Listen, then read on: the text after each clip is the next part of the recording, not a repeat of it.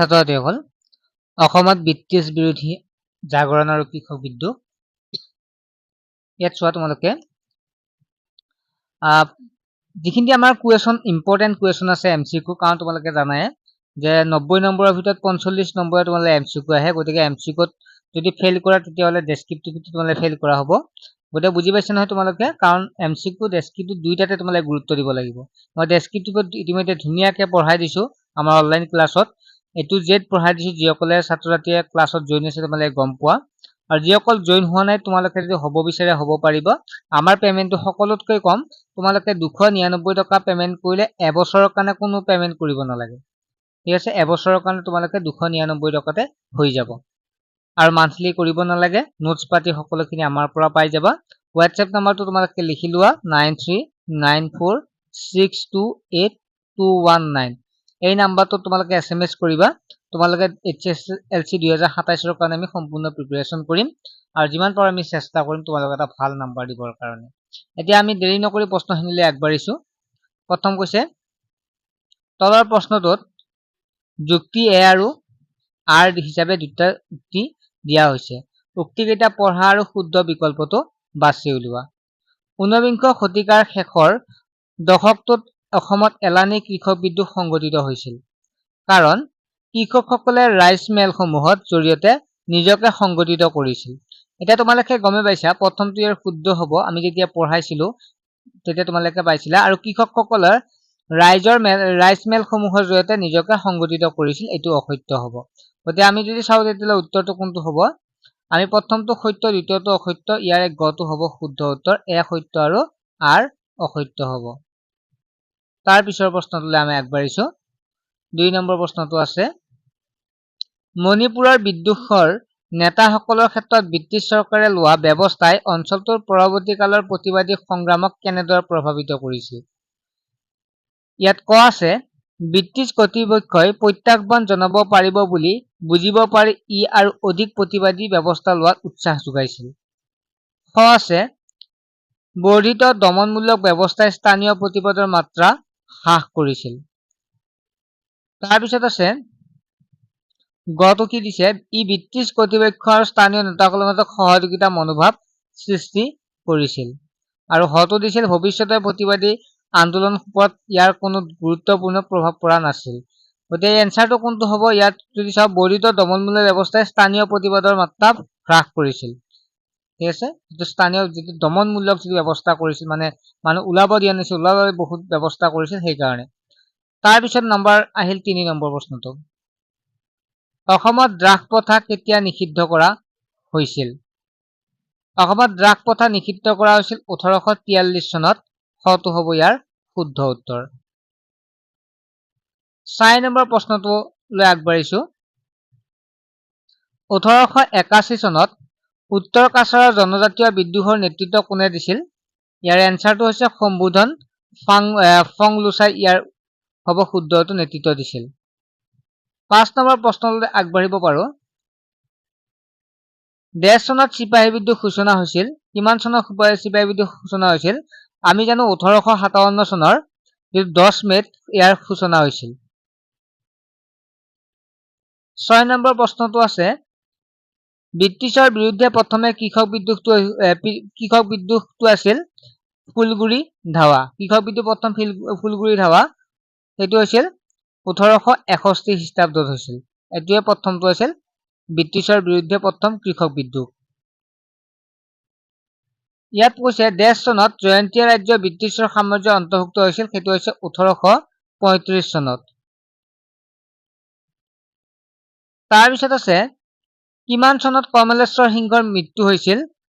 1851 চনত কমলেশ্বৰ সিংহৰ মৃত্যু হৈছিল। 1830 চনত ব্ৰিটিছক অসম ডেছৰ প্ৰৱৰ্তন কৰিছিল? ব্ৰিটিছক কি আছিল? গেজিং কৰ প্ৰৱৰ্তন কৰিছিল। যে 1830 চনত গেজিং কৰ প্ৰৱৰ্তন কৰিছিল। ফুলগুৰি গাঁৱত কোনটো জনজাতিৰ লোকে বসবাস কৰিছিল? তিৱা জনজাতিৰ লোকবিলাকে ফুলগুৰি গাঁৱত বসবাস কৰিছিল। 11 নম্বৰ প্ৰশ্নলৈ আগবাঢ়িছোঁ। 1892 চনত অসমৰ চিফ কমিছনাৰ ছাৰ উইলিয়াম ৱৰ্ডে মাটিৰ খাজনা কিমান গুণ বৃদ্ধি কৰিছিল তেতিয়া তোমালোকে এই আনসাৰ দিবা 100% কি কৰিছিল বৃদ্ধি কৰিছিল 12 নম্বৰ প্ৰশ্নটো আহা গোবিন্দ চন্দ্ৰ দেশৰ ৰজা আছিল ইয়াৰ আনসাৰটো হ'ব হটো হ'ব শুদ্ধ উত্তৰ যে কছাৰী ৰজা আছিল গোবিন্দ চন্দ্ৰ মফ মিলছ আছিল দেশৰ মুখ্য ন্যায়াধীশ মফ মিলছ আছিল কলিকতা উচ্চ ন্যায়ালয়ৰ মুখ্য ন্যায়াধীশ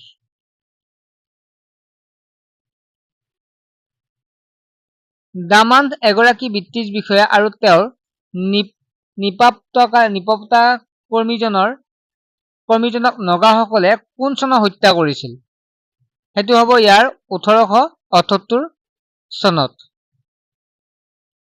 কুলচন্দ্ৰ দেশৰ ৰজা আছিল মানে ক'ৰ ৰজা আছিল কুলচন্দ্ৰ ৰংপুৰৰ ৰজা আছিল সৰি মণিপুৰৰ ৰজা আছিল কুলচন্দ্ৰ আৰু মই নোটছখিনি আমাৰ হোৱাটছএপ গ্ৰুপত দি দিম তোমালোকে হোৱাটছএপ গ্ৰুপত জইন হৈ ল'বা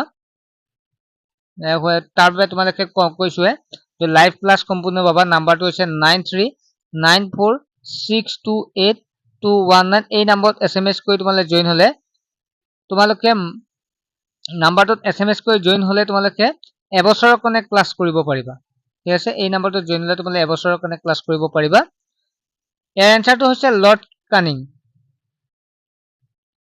1893 চনৰ 24 ডিচেম্বৰত সংঘটিত হোৱা কৃষক বিদ্ৰোহ দেশ বুলি জনা যায় সেইটো হৈছে যেটো 1853 খ্ৰীষ্টাব্দত ৰঙিয়াৰ কৃষক বিদ্ৰোহ হৈছিল ঠিক আছে ৰঙিয়াৰ কৃষক বিদ্ৰোহ হ'ব ইয়াত ৰাইচ মিল বুলি আছে একো নাই ৰঙিয়া ৰাইচ মিল বা ৰঙিয়া কৃষক বিদ্ৰোহ মফ মিলছ কেতিয়া অসমলৈ আহিছিল 1853 খ্ৰীষ্টাব্দত অসমলৈ আহিছিল তাৰ পিছৰ প্ৰশ্নটো আছে কলিকতাত মনিৰাম দেৱানে দেশ নামৰ এজন বাঙালী মুক্তিযোদ্ধাক লগ পাইছিল আৰু তেওঁলোক দুই ব্ৰিটিছসকলৰ অসমৰ পৰা খেদিবলৈ এক ষড়যন্ত্ৰ ৰচনা কৰিছিল ইয়াৰ এনসাৰটো কোনটো হ'ব কোনে ইয়াক সহায় কৰিছিল সেইটো হৈছে মধু মল্লিক 1857 চনৰ বিদ্ৰোহৰ সময়ছোৱাত ভাৰতক গভৰ্ণৰ জেনেৰেল কোন আছিল লৰ্ড কানিং হ'ব ইয়াৰ হটো হ'ব ইয়াৰ শুদ্ধ উত্তৰ 21 নম্বৰ প্ৰশ্নটো আহা অসমৰ ব্ৰিটিছৰ কৰ নীতিৰ বিৰুদ্ধে কিমান চনত প্ৰতিৰোধ কৃষক বিদ্ৰোহ সংঘটিত হৈছিল 1894 খ্ৰীষ্টাব্দত 1894 1861 চনত জয়ন্তীয়া বিদ্ৰোহৰ নেতৃত্ব কোনে দিছিল উকিয়াং নবহ 23 নম্বৰ প্ৰশ্নটো লৈ আহা 1857 চনৰ চিপাহী বিদ্ৰোহৰ তৎকালীন কাৰণটো আছিল আন্ডাৰলাইন হ'ব কাৰণটো কি আছিল ইয়াৰ এনসাৰটো হ'ব ঘাতক সৈনিকসকলে চৰ্বি যুদ্ধ গুলিৰ ঘোষণা 24 নম্বৰ প্ৰশ্নটো আছে 1857 চনৰ বিদ্ৰোহৰ স্বাধীনতাৰ প্ৰথম যুদ্ধ বুলি অভিহিত কৰিছে কোনে কৈছে ভিভি চৰকাৰে তাৰ পিছত আছে 25 নম্বৰ প্ৰশ্নটো 1857 চনৰ বিদ্ৰোহৰ ঠিক পিছতে বংগদেশত কোনটো উত্তাল পৰিস্থিতিৰ সৃষ্টি হৈছিল সেইটো হৈছে নীল বিদ্ৰোহ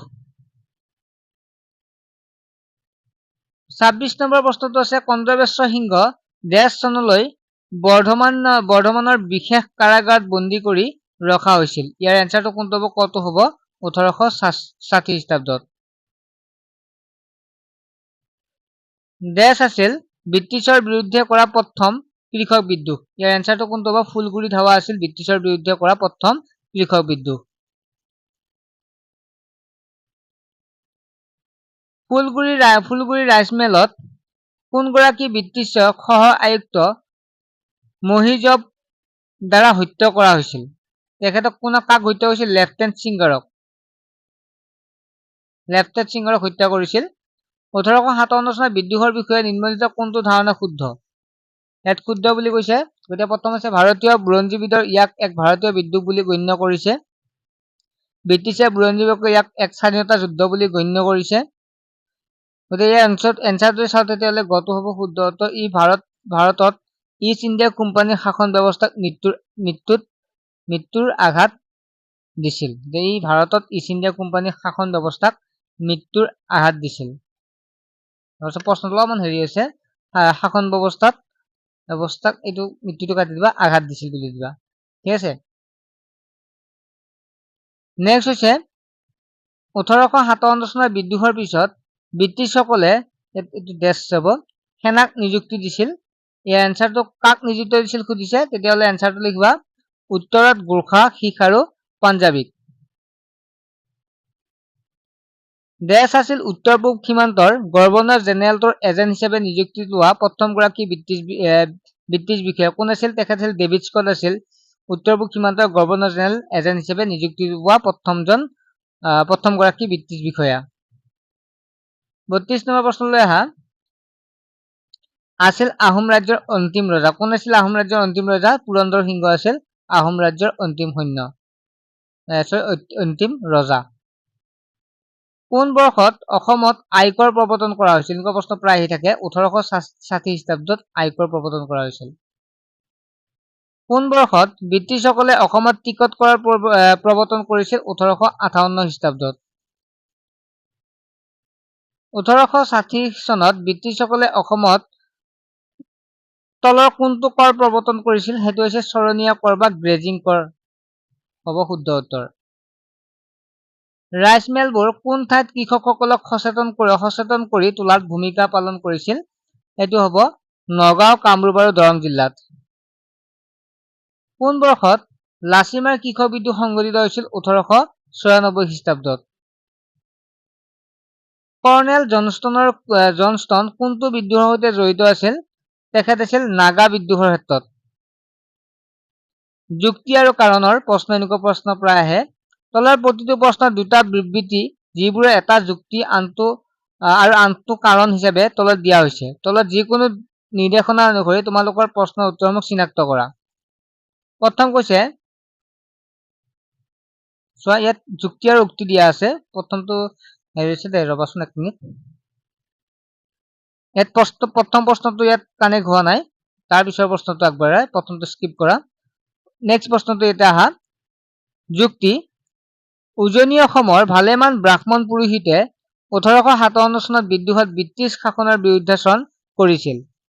কাৰণ ব্ৰাহ্মণসকলে পূৰ্বৰে পৰা ভোগ দখল কৰি অহা লাখৰাজ তথা নিষ্কৰ ভূমি সমূহৰ অতিৰিক্ত ব্ৰিটিছ চৰকাৰে কাটি লৈছিল। ইয়াৰ এনচাৰটো চাওঁ তেতিয়াহ'লে এ আৰু আৰ দুয়োটাই সত্য আৰু আৰ হৈছে এৰ সঠিক ব্যাখ্যা। ঠিকে আছে, এইটোও ঠিকে আছিল।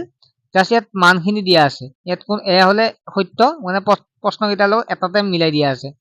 ঠিক আছে, এইটো 39 নম্বৰ প্ৰশ্নটো সেইটো। 40 নম্বৰ প্ৰশ্নটো আহা। যুক্তি এ ফুলগুৰি বিদ্ৰোহ আছিল ব্ৰিটিছ সাম্ৰাজ্যবাদৰ বান্ধোনৰ পৰা নিজকে মুক্ত কৰিবলৈ জনসাধাৰণ চলোৱা প্ৰচেষ্টাৰ উদাহৰণ। ফুলগুৰি বিদ্ৰোহৰ কাৰণ আছিল চাহ খেতিৰ ওপৰত, এইটো নহয়, প্ৰথমটো হ'ব শুদ্ধ উত্তৰ। গতিকে এ সত্য আৰু অসত্য। 41 নম্বৰ প্ৰশ্নলৈ আহা। ব্ৰিটিছ চৰকাৰে উত্তৰ কাছাৰৰ ওপৰত আংগামী নগাসকলৰ আক্ৰমণ প্ৰতিহত কৰিবলৈ 100 জন কুকি লোকৰে কুকি বাহিনী এটা গঠন কৰিছিল। এইটো সত্য। গুণজুত বিদ্ৰোহীসকলে 2 জন ব্ৰিটিছ বিষয়াৰ মৃত্যু আৰু 1 জন পুলিচৰ বিষয়াক হত্যা কৰে, যিটো অসত্য। গতিকে প্ৰথমটো সত্য, দ্বিতীয়টো অসত্য। 42 নম্বৰ প্ৰশ্নটো আহা। আৰু কেইটা আছে যে অসমত যুক্তি দিয়া আছে অসমৰ অভিজাত শ্ৰেণীটোৰ নিজৰ যিটো কৃষি কৰ্মত পূৰ্বৰ লগোৱা লোকচৰ দৰে কায়িক শ্ৰম কৰিবলগীয়া হোৱাত অপমানিত অনুভৱ কৰিছিল। আহোম ৰাজত্ব কালত অসমৰ অভিজাত শ্ৰেণীটো লগোৱা লিকচৌ, বন্দী বেটা আদিৰ সেৱা শুশ্ৰূষাৰ এক বিলাসী তথা আৰাম জীৱন যাপন কৰিছিল। দুয়োটাই সত্য। গতিকে হয়তো হ'ব শুদ্ধ উত্তৰ। উক্তি এ আৰু আৰ দুয়োটাই সত্য, কিন্তু আৰ এৰ সঠিক ব্যাখ্যা নহয়। নামনি অসমৰ কৃষক বিদ্ৰোহৰ সন্দৰ্ভত বিবৃতিমূলক প্ৰশ্ন। নামনি অসমৰ কৃষক বিদ্ৰোহৰ সন্দৰ্ভত তলৰ কোনটো উক্তি সত্য? অসমত মুখ্য আয়ুক্ত ছাৰ উইলিয়াম ৱাৰ্ডে 1892 চনত 100% খাজনা বৃদ্ধি কৰি কঠিন হাতেৰে খাজনা সংগ্ৰহ কৰিছিল। গতিকে আমি যদি চাওঁ তেতিয়াহ'লে ইয়াৰ প্ৰথমটোৱে শুদ্ধ। ইয়াত দুটা শুদ্ধ দিয়া আছে, এটো শুদ্ধ হ'ব আৰু বিটো শুদ্ধ হ'ব।